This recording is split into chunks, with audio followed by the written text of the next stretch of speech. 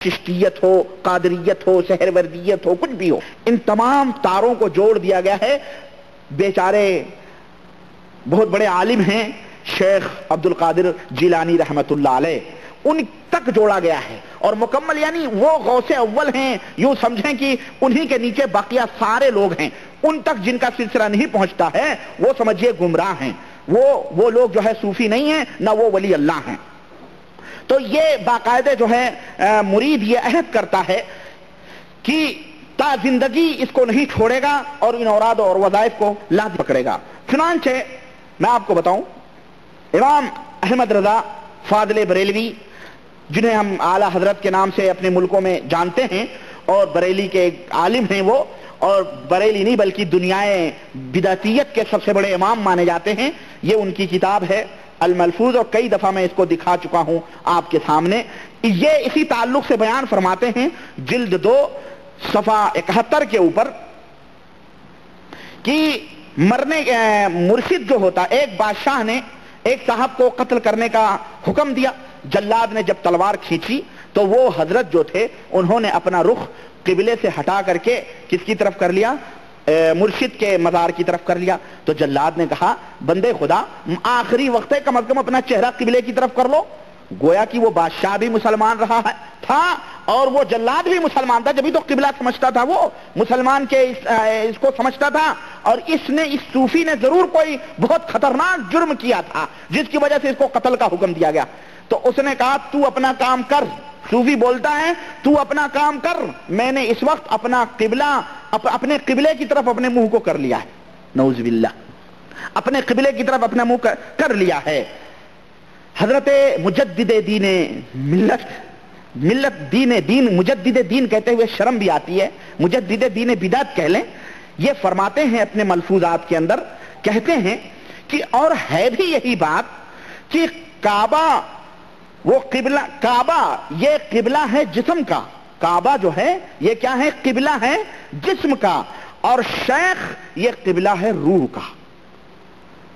کعبہ یہ جسم کا قبلہ ہے اور شیخ جو ہے یہ روح کا قبلہ ہے۔ اس کا نام ارادت ہے، اسی کا نام ارادت ہے۔ اگر اس طرح صدق عقیدت کے ساتھ ایک چوکھٹ پکڑ لے تو اس کو فیض ضرور ملے گا۔ یہ ہے ملفوظ، الملفوظ مکمل، یہ حصہ 2 صفحہ نمبر 71۔ اس کے اندر دیکھیں یہ بریلویت، یہ بیچارے سب نہیں جانتے ہیں ان باتوں کو۔ میں آپ کو یہ بھی بتاؤں، یہ جو اپنے آپ کو بیچارے بدعت میں قبروں میں ڈوبے ہوئے ہیں، قبر پرستی کرتے ہیں، جو کہتے ہیں ہم جن کو کہہ دیتے ہیں کہ یہ بریلوی ہے، سب بریلوی یہ نہیں جانتے کہ میں بریلی ہوں۔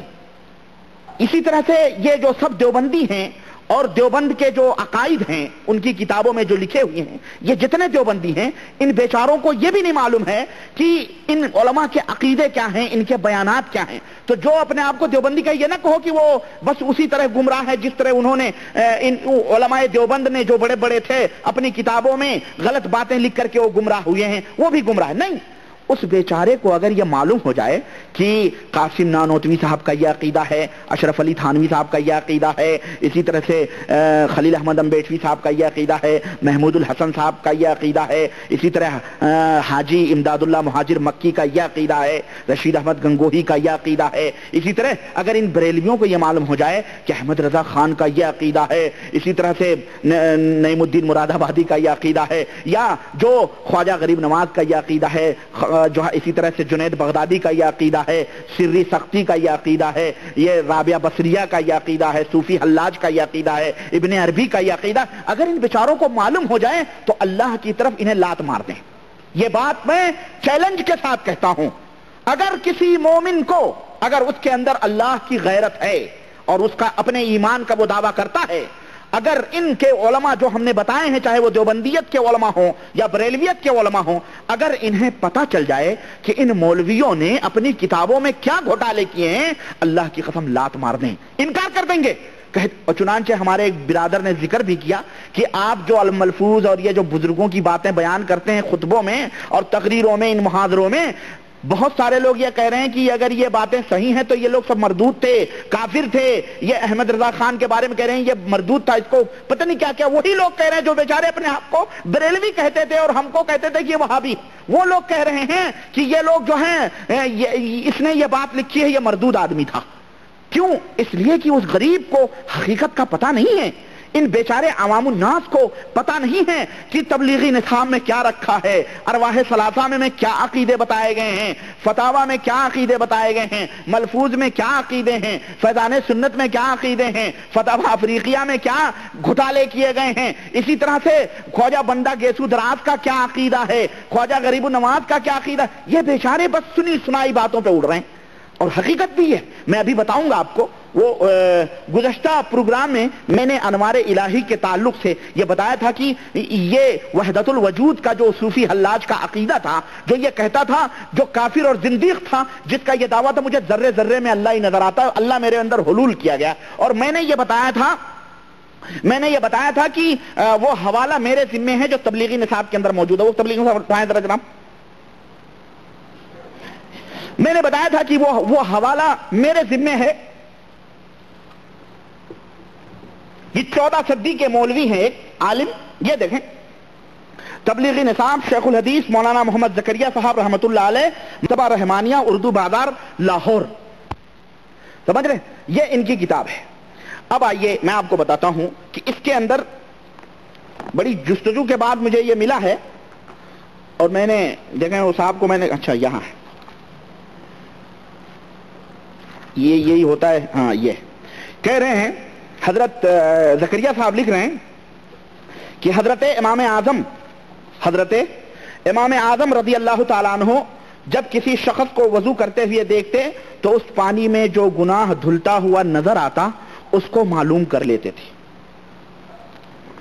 سمجھ رہے ہیں آپ؟ حضرت امام اعظم ابو حنیفہ رضی اللہ تعالیٰ عنہ رحمت اللہ علیہ نہیں، امام شافعی ہیں تو رحمت اللہ علیہ ہیں، امام مالک ہیں تو رحمت اللہ علیہ، لیکن امام ابو حنیفہ رحمت اللہ علیہ ہیں تو ان کو رضی اللہ تعالیٰ عنہ جب کسی شخص کو وضو کرتے ہوئے دیکھتے تو اس پانی میں جو گناہ دھلتا ہوا نظر آتا اس کو معلوم کر لیتے. یہ بھی معلوم ہو جاتا کہ کبیرہ گناہ ہے یا صغیرہ گناہ ہے. نعوذ باللہ. دیکھ رہے ہیں دعویٰ. اور یہ ایک ایسے امام کے سلسلے میں یہ دعویٰ کر رہے ہیں جو امام ایک متقی اور پرہیزگار امام تھا. رات کی تاریکیوں میں اپنی داڑھی پکڑ کے اللہ سے روتا تھا کہ ابو حنیفہ تیرا مجرم ہے، اے پاک پروردگار اس کو معاف فرما دے، اس کو بخش دے. ان بیچارے کی امام ابو حنیفہ رحمۃ اللہ علیہ کی نہ کوئی کتاب ہے نہ کوئی واقعہ انہوں نے اپنے منہ سے ذکر کیا، بلکہ بعد کے لوگوں نے غلو کیا ہے، بعد کے لوگوں نے زیادتی کی ہے اور امام صاحب کو ولایت ہی نہیں نبوت کے مقام اور نبوت سے بھی آگے بڑھا دیا. حضرت محمد الرسول اللہ صلی اللہ علیہ وسلم کے سامنے کو بہت سارے لوگ آتے تھے، لوگ بتلاتے تھے کہ اے اللہ کے رسول میں نے یہ جرم کیا ہے. تب آپ صلی اللہ علیہ وسلم کو پتہ چلتا تھا. آپ صلی اللہ علیہ وسلم گواہیاں طلب کرتے تھے، آپ صلی اللہ علیہ وسلم فیصلے فرماتے تھے. تو آپ یہ فرماتے تھے کہ دیکھو چوری کیے ہو تو بتا دو، نہیں تو گواہی دے دو. اگر گواہی دے دیا کسی نے، تم نے قسم کھا لیا تو میں تمہارے حق میں فیصلہ دے دوں گا. میں نہیں جانتا کہ تم صحیح ہو کہ غلط پہ ہو. کوئی دلیل دینے والا چرب زبان آ کر کے تمہارے خلاف گواہی دے کر کے وہ فیصلہ جیت بھی سکتا ہے، لیکن اگر میں فیصلہ اس کے حق میں دیتا ہوں تو گویا میں آگ کا، جہنم کا ایک ٹکڑا اس کے ہاتھ میں دے رہا ہوں. اللہ کے نبی کبھی بھی اس کا دعویٰ آپ صلی اللہ علیہ وسلم نے نہیں کیا. امام ابو حنیفہ رحمۃ اللہ علیہ کے بارے میں اس طرح کے عقیدے بیان کیے جاتے ہیں کہ کبیرہ گناہ ہے یا صغیرہ گناہ ہے، یہ بھی امام صاحب کو معلوم ہو جاتا تھا. اور یہ تو نہیں بلکہ مکروہ فعل ہے یا خلاف اولا ہے، یہ بھی امام صاحب کو معلوم ہو جاتا تھا. نعوذ باللہ. اور سنیں، یہی نہیں بلکہ حصی جرم کیا ہے یا حصی چیزیں نظر آیا کرتی ہیں، اس طرح یہ بھی معلوم ہو جاتا تھا. جس طرح سے آپ یہ ٹشو پیپر دیکھ رہے ہیں، یہ کارڈ دیکھ رہے ہیں، یہ مائک دیکھ رہے ہیں یا مجھے دیکھ رہے ہیں، یہ حصی چیزیں ہیں جنہیں محسوس گناہ اسی طرح سے وہ دیکھ لیتے تھے کہ یہ گناہ کیسا ہے، سب پتہ چل جاتا تھا. کہتے ہیں ایک جوان کوفہ کی مسجد میں وضو بنا رہا تھا، اس کا پانی گرتے ہوئے آپ نے دیکھا، اس کو چپکے سے نصیحت فرمائی کہ بیٹا والدین کی نافرمانی سے توبہ کر لے. اس نے توبہ کر لی. ایک آدمی کو دیکھا، اس سے کہا کہ بھائی زنا نہ کیا کر، بہت برا عیب ہے. ایک آدمی کو دیکھا، کہا بھائی وضو بنا رہا تھا، اس کے پانی کو دیکھا، کہا بھائی شراب خوری نہ کیا کر. غرض یہ اس طرح سے امام ابو حنیفہ رحمۃ اللہ علیہ کے اوپر یہ جھوٹی بہتان ہے. یہ امام صاحب رحمۃ اللہ علیہ نے ایسا کبھی دعویٰ کیا. ان جنہوں نے یہ کتاب لکھی ہے اور یہ تو امام صاحب رہے. یہی تو میں ثابت کرنا چاہتا ہوں کہ جو بات اللہ کے لیے ثابت وہی نبی میں بھی موجود، جو نبی میں موجود وہی غوث میں بھی موجود.